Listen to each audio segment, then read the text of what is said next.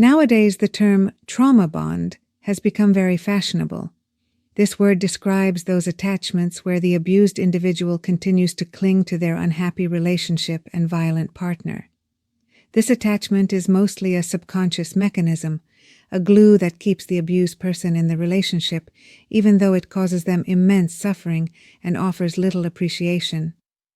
This form of attachment also originates in childhood. The abused individual, or victim, is tied to the violent partner by their trauma and the repeated experience of that trauma. But what does this actually mean? Why can't they see that this relationship is harmful to them? Why can't they recognize that they are unhappy, and why can't they simply leave it? This trauma bond operates unconsciously. The first step is to examine where the victim's trauma bond originates from. Then we can also look at how it typically manifests in relationships, preventing the individual from responding in a healthy way. If you are affected by this and see yourself in it, join us in uncovering the background and details of trauma bonding. As a child, you may have often experienced situations of tension. This tension could have arisen from how your parents treated you or from what you witnessed happening around you. You might have been physically hurt, but it's equally likely that you were verbally harmed. Perhaps you were often punished, your parents were overly strict, or they placed unrealistic expectations on you. Your childlike mind may have perceived these as unjust or humiliating. It's important to understand that you don't necessarily have to experience severe harm or trauma to develop abusive patterns. Your parents may not have intentionally harmed you. They might have simply handled certain situations poorly.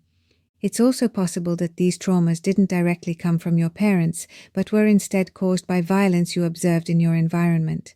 You might have witnessed abuse as a bystander. This too could have profoundly impacted you, especially if you identified with the victim. Experiencing feelings of threat, tension, and injustice during childhood can leave deep marks on a person. These three emotions later fundamentally shape how we connect with others and why we remain in abusive relationships. What characterizes the victim? What are the two behavioral patterns that become ingrained due to abuse? One of the behaviors is that the violent person appears strong to the child. Your subconscious interprets the threatening situation as follows. The one you fear is strong, while if you feel fear, you are weak and helpless beside them. You perceive yourself as vulnerable. Meanwhile, you see them as those with power. This distorted perception leads to associating strength with violence.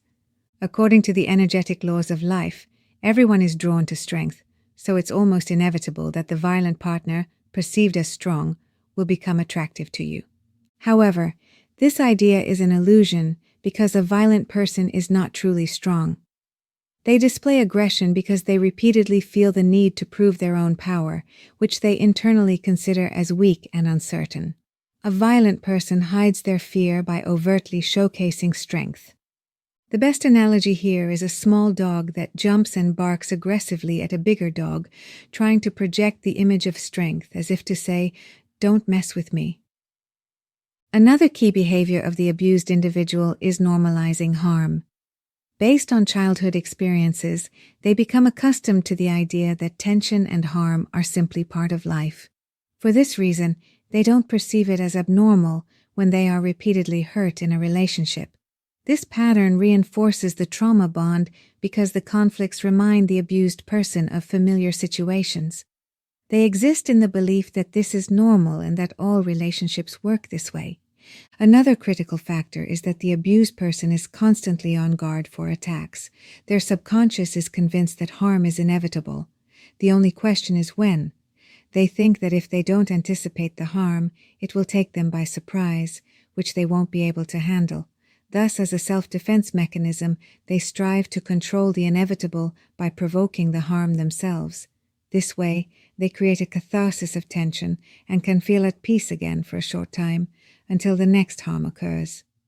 This provocative behavior is not intentional malice, but a deeply ingrained self-defense mechanism. The victim uses it to reduce their sense of vulnerability. However, this behavior contributes to maintaining the dynamics of the abusive relationship. What happens in a relationship of this kind? From time to time, the abused person gathers their strength and retaliates against the violent partner. During these moments, the roles can reverse, and the victim may temporarily become the aggressor. The former abuser, now frightened and vulnerable, fears losing the relationship and becomes weak, which shifts both their focus to the abuser's weakness. At this point, the victim begins to feel sorry for them because they recognize their own weakness in the violent partner and can thus identify with them. They begin to lift the weakened abuser with empathy, thereby restoring their strength. The dynamic of the abusive relationship then reverts to its original state. These switches in roles only complicate the relationship further and deepen the trauma bond. For the abused individual, the first step toward healing is understanding their own behavior. It's essential to recognize that strength and violence are not synonymous. True strength does not involve aggression and does not need to intimidate others. The abused person must learn that a relationship can also be peaceful, balanced, and harmonious. This realization can fundamentally change how the victim relates to their relationships. If they understand that an abusive relationship is not normal, they may find the strength to leave it and seek relationships where they can find genuine love and safety. I hope this video has helped you better understand the nature of trauma bonding. If you have recognized yourself in this, don't hesitate to seek help and start working on your change. Everyone deserves to live a happy and balanced life. Subscribe to our channel and share this video with friends and acquaintances who might also be affected by this topic. Let's help them live happier, more balanced lives too. Thank you for your attention. Let me say goodbye now, wishing you much success, good health, lots of money, love, romance, a happy relationship, and everything else you'd wish for yourself or others.